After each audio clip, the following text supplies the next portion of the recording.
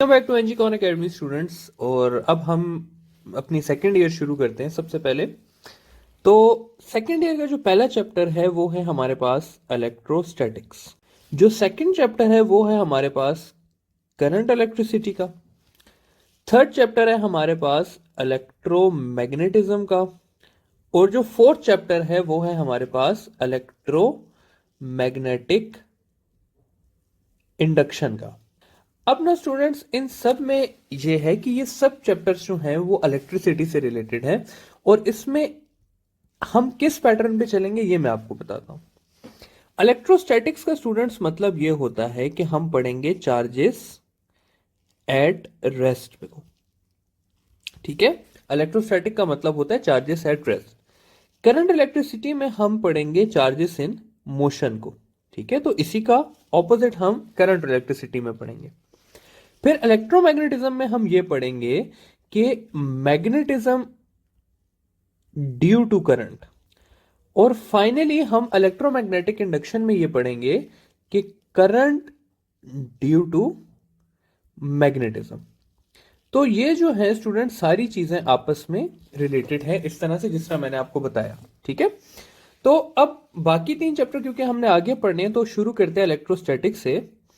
Electrostatic है हमारे पास charges at rest. तो study of charges at rest को हम कहते हैं इलेक्ट्रोस्टैटिक्स। तो सबसे पहले चार्जेस एट रेस्ट में हमें बात करनी चाहिए कि चार्ज होता क्या है। तो चार्ज से शुरू करते हैं अपना पहला टॉपिक। अच्छा, चार्ज जो है उसको अगर हम सिंपली डिफाइन करना चाहें तो हम इस तरह से कर सकते हैं कि difference in number of electrons and protons. कैसे, इसको जरा देख लेते हैं। देखिए स्टूडेंट्स, मैं कहता हूं कि मेरे पास एक स्पीशी पड़ी हुई है जिसके अंदर मेरे पास 3 इलेक्ट्रॉन है और मेरे पास 3 प्रोटॉन है। तो जब 3 इलेक्ट्रॉन है और 3 प्रोटॉन है तो इसको मैं कहूंगा कि ये जो है ये न्यूट्रल है। लेकिन अब मैं क्या करता हूं कि मैं इन 3 इलेक्ट्रॉन्स में से एक इलेक्ट्रॉन को रिमूव कर देता हूं। तो जब मैं एक इलेक्ट्रॉन को रिमूव करूंगा तो यहां 3 की जगह कितने रह जाएंगे? 2 इलेक्ट्रॉन रह जाएंगे। और ये चीज जो है इसके ऊपर +1 इलेक्ट्रॉन ऑफ चार्ज आ जाएगा, या इसको मैं कह सकता हूं कि +1.6 एक्सपोनेंट 10⁻⁻⁹ चार्ज आ जाएगा। इसी तरह अगर मैं कहूं कि मैं इसके अंदर एक इलेक्ट्रॉन ऐड करता हूं तो एक इलेक्ट्रॉन ऐड करने से इसके बाद 4 इलेक्ट्रॉन हो जाएंगे और इसके ऊपर चार्ज आ जाएगा -1.6 एक्सपोनेंट 10⁻⁻⁹ कूलम। तो इस तरह से आपके पास हमेशा चार्ज बनता है कि कभी भी आप इलेक्ट्रॉन निकालें या इलेक्ट्रॉन ऐड करें तो उसकी वजह से difference in number of protons और इलेक्ट्रॉन्स की वजह से क्या बनता है? चार्ज बनता है। अब जो है अगली चीज जो मैंने आप लोगों को समझानी है वो ये है कि चार्ज को जो है वो क्यू से मेंशन करते हैं।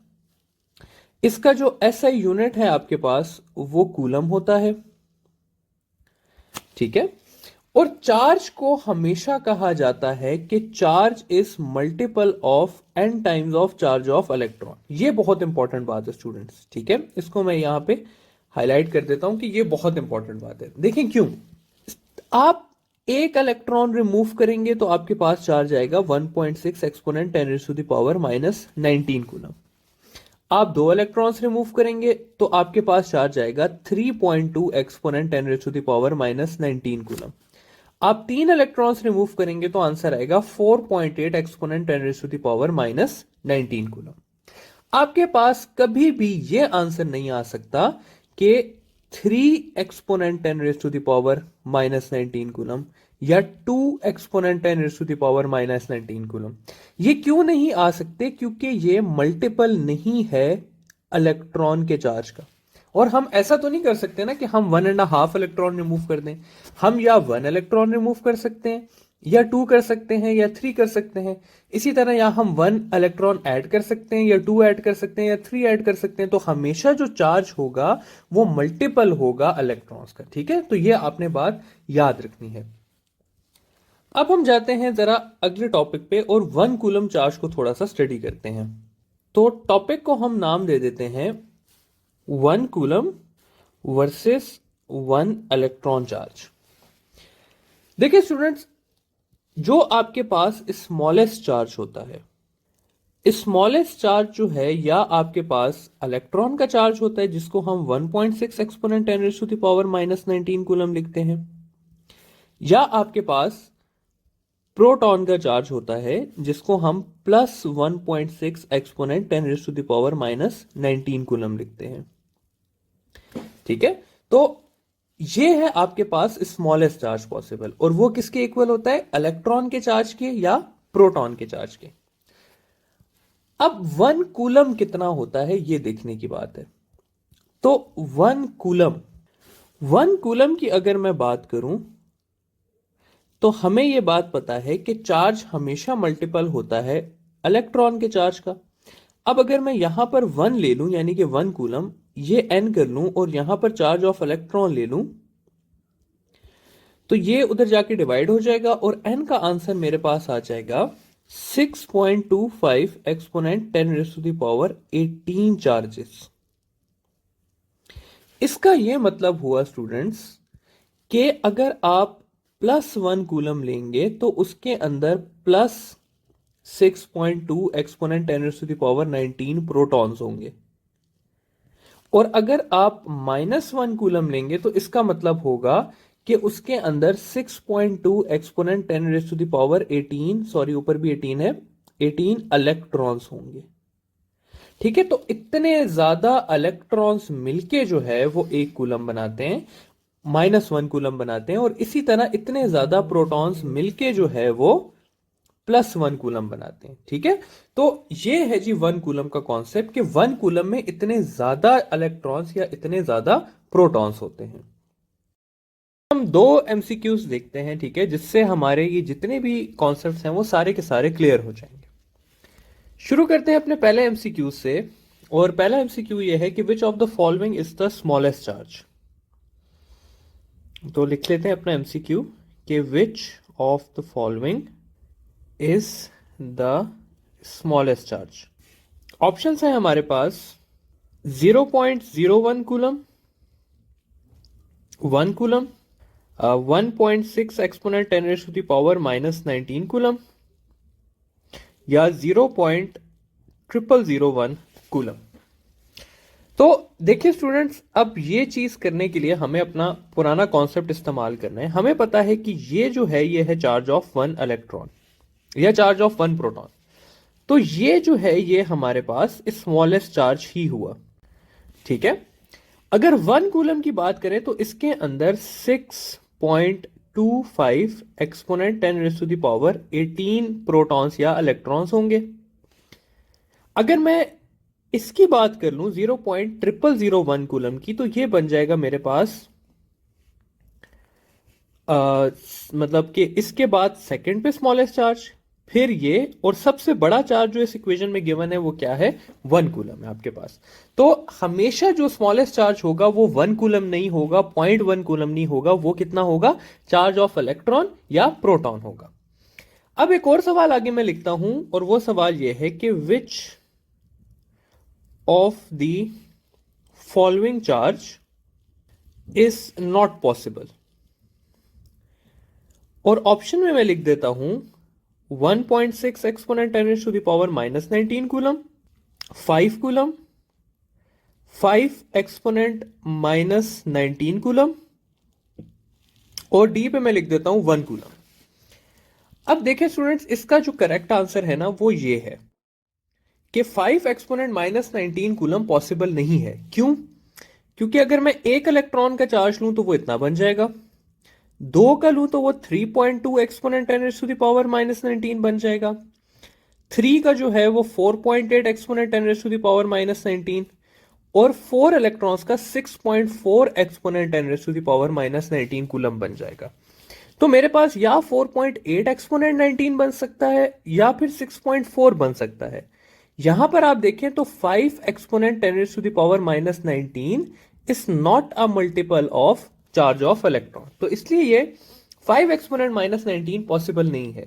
अब कुछ स्टूडेंट सोच रहे होंगे कि भाई इस तरह तो फिर 5 कूलम भी नहीं बनना चाहिए। तो स्टूडेंट्स 5 कूलम एक बहुत बड़ा चार्ज है।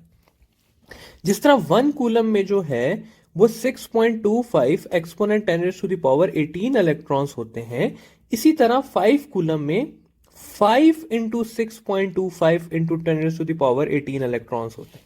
तो यहां पर जो कॉन्सेप्ट आपको देने का है वो ये है कि आप लोगों ने ये नहीं सोचना कि भाई इतने चार्जेस के मल्टीपल्स पॉसिबल नहीं है, ठीक है, ये बहुत बड़े चार्ज हैं। ये जो आपकी रेंज आती है ना, ये -19 की रेंज में आप मल्टीपल्स को देखते हैं, ठीक है। तो 5 में जो है वो 5 एक्सपोनेंट इतना होगा। अगर मैं 2 कूलम लिख दूं तो वो 2 इंटू 6.25 एक्सपोनेंट 18 इलेक्ट्रॉन्स बन जाएंगे। इसी तरह अगर मैं 10 लिख दूं तो वो 10 इंटू 6.25 एक्सपोनेंट 10⁻18 इलेक्ट्रॉन्स बन जाएंगे, एंड सो ऑन। तो मल्टीपल्स को आपने एक्सपोनेंट 19 या एक्सपोनेंट 18 -18 की रेंज में देखना है, ठीक है। और बड़े चार्जेस जो हैं वो सारे के सारे पॉसिबल होते हैं। तो एक ये ऊपर वाला सवाल और एक ये नीचे वाला सवाल जो है ये आपके चार्जेस के मेजॉरिटी कॉन्सेप्ट्स को क्लियर रखेगा। फाइनली एक आखिरी चीज जो चार्जेस से रिलेटेड हमने पढ़नी है वो आ जाती है हमारे पास सोर्स चार्ज, टेस्ट चार्ज और पॉइंट चार्ज। सबसे पहले स्टूडेंट मैं इसमें आपको पॉइंट चार्ज पढ़ाऊंगा कि पॉइंट चार्ज क्या होता है। देखिए स्टूडेंट्स, पॉइंट चार्ज जो है वो एक वेरी स्मॉल चार्ज होता है जिसकी जो रेंज है वो 10⁻⁻6 यानी कि माइक्रोकूलम से रेंज करती है नैनोकूलम तक, ठीक है। तो इस रेंज के जो चार्जेस हैं उनको हम कहते हैं कि ये क्या है, पॉइंट चार्जेस हैं। सिंपल सी बात, पॉइंट चार्ज जो है वो यूजली पॉजिटिव होता है लेकिन नेगेटिव भी हो सकता है, इसके लिए कोई कंडीशन नहीं है, ठीक है। तो पॉइंट चार्ज पॉजिटिव भी होता है और नेगेटिव भी होता है। अगर हम एक लें तो पॉजिटिव लेते हैं, लेकिन अगर मेंशन किया हो नेगेटिव तो नेगेटिव भी हो सकता है। सोर्स चार्ज और टेस्ट चार्ज जो है आपने स्टूडेंट्स याद रखना है कि को एग्जिस्ट करते हैं। कभी भी सोर्स चार्ज टेस्ट चार्ज के बगैर नहीं एग्जिस्ट करेगा और कभी भी टेस्ट चार्ज सोर्स के बगैर नहीं एग्जिस्ट करेगा, ठीक है। सोर्स चार्ज क्या होता है और टेस्ट चार्ज क्या होता है?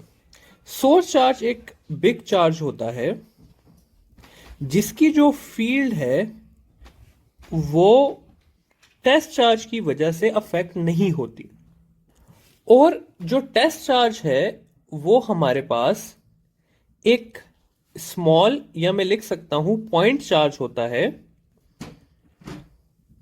जिसकी जो फील्ड है वो सोर्स चार्ज की वजह से अफेक्ट होती है। अब देखिए यहां पर स्टूडेंट, सोर्स चार्ज की डेफिनेशन में टेस्ट चार्ज आ रहा है और टेस्ट चार्ज की डेफिनेशन में सोर्स चार्ज आ रहा है। तो इसीलिए मैंने आपको कहा था कि ये दोनों हमेशा साथ एग्जिस्ट करते हैं, ये अलग अलग एग्जिस्ट नहीं कर सकते। इसका मतलब क्या है, इसको मैं आपको डायग्रामेटिकली शो करता हूं। तो एक सोर्स चार्ज हो गया और एक टेस्ट चार्ज आ गया।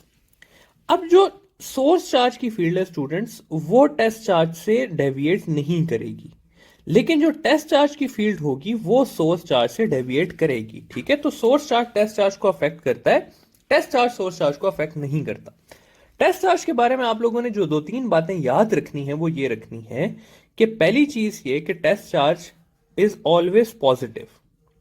नेगेटिव होता है लेकिन आपने हमेशा याद रखना है कि ये पॉजिटिव है। आपका अगर कोई एमसीक्यू आए कि टेस्ट चार्ज का चार्ज क्या होता है, आप लोगों ने लिखना है पॉजिटिव।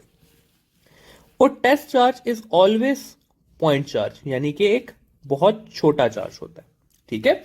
और ये कि इसकी फील्ड जो है वो अफेक्ट नहीं होती, और ये दोनों क्या करते हैं, को एग्जिस्ट करते हैं। तो ये हो गया सोर्स चार्ज, टेस्ट चार्ज और पॉइंट चार्ज, और ये चार्जेस की सारा टॉपिक एंड हुआ। अब हम इंशाल्लाह पढ़ेंगे कूलम्स लॉ।